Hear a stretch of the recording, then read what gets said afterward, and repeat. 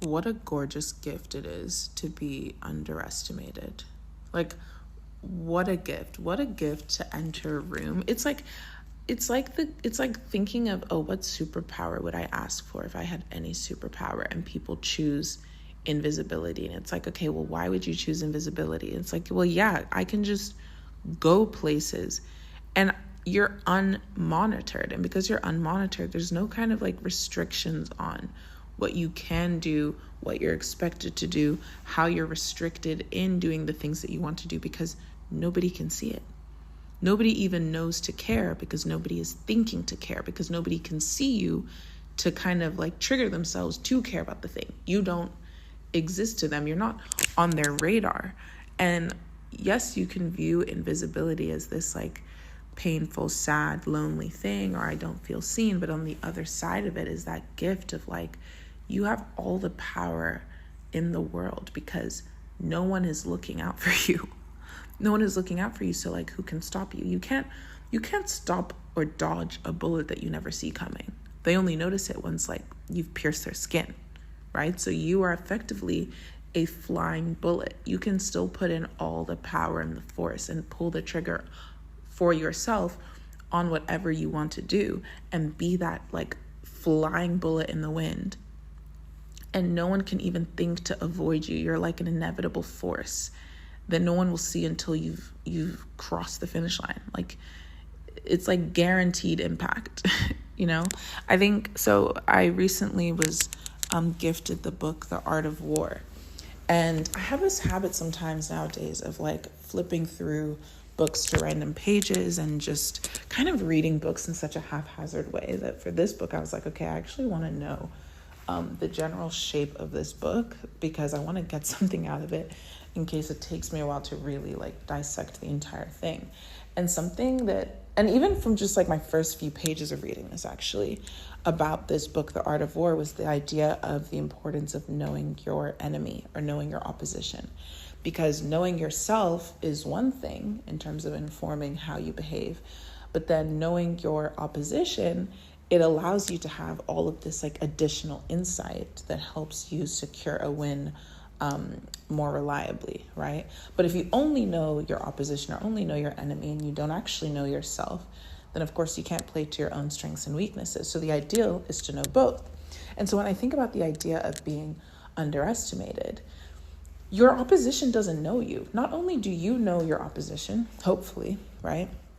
They don't know you. So even if they know themselves really, really well, again, they can't dodge you, the flying bullet, because they don't know you. They don't even know you're coming because they've underestimated you.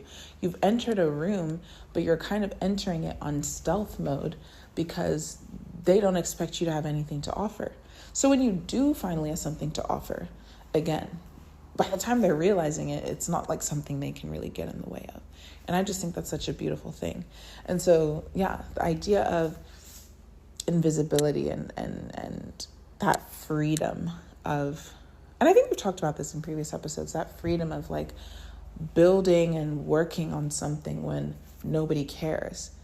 It's like people are so afraid of like being cringe and posting things when nobody's liking it, and you're like, oh, why don't my friends and family support this, thing that I'm really excited about and whatever. And again, fixating on creating a narrative around why something that you just started doesn't have any attention, or something that you just started is not giving you a certain kind of response or engagement. But again, you just started, so put in your time. You've not even been consistent yet.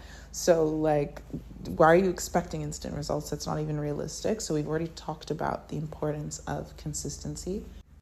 And then it's like, yes, you could also fixate on, oh, if I post this and like nobody like, and it doesn't have like, you don't have any clout or whatever, right? So you're working on something, not even just posting, right? But like you're working on something, you don't have any clout from it. You don't have anything to flaunt. You don't have anything to peacock with, which for a lot of people is really important. And so because of that, you feel embarrassed and you're wondering who from your real life or who from your life is going to witness you trying, right? Because you're still trying. You've not made it yet. But the thing is, it's like barely anyone is even seeing that. So of all the people that could see you trying and failing, the audience of who's witnessing that is actually so small that it's effectively trivial. And by the time you like blow up and make it big, the percentage of people that saw you trying in a dark room or speaking into the void and saw all of the people that didn't give a shit about what you were doing compared to the percentage of people who now are super engaged and excited about it and are part of whatever you've built, it's obvious the trade-off, right? Because those people, like nobody talks about who knew Beyonce before she got big, or who knew Doja Cat, or who knew Michael Jackson. Like nobody cares. Especially if you were a naysayer. Nobody cares about their opinion, because now the fact that we even know who Beyonce is and we're talking about her shows that naysayer's opinion is completely negligible. So it really doesn't matter.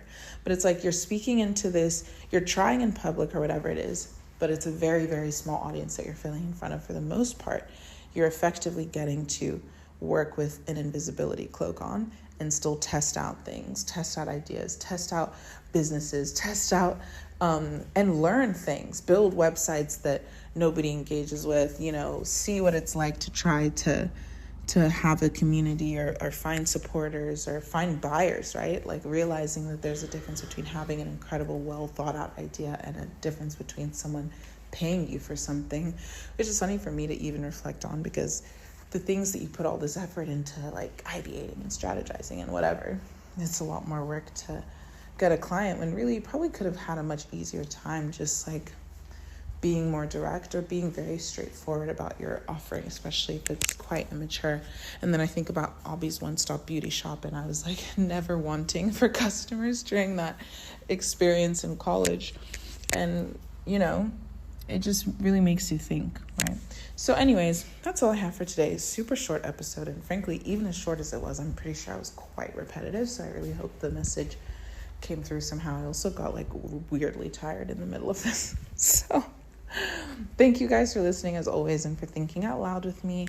Welcome to Live Lumani. My name is Obie Amudo. Please subscribe, or what's the word for podcasts? Subscribe? Please follow the podcast. Please share it with your friends. Don't click off of the episode. You have a couple seconds right now.